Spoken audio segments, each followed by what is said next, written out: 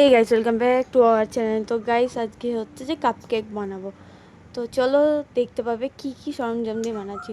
ফার্স্টে একটা জায়গার মধ্যে অরিও বিস্কুট আর ডেয়ারি মিল্ক নিলাম, আর একটা জায়গার মধ্যে অল্প করে দুধ নিয়েছি।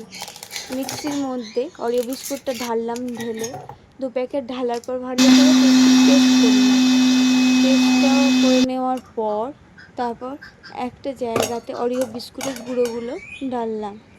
ঢালার পর ওর মধ্যে কিছুক্ষণ পর দুধ দিলাম, ঠান্ডা দুধ।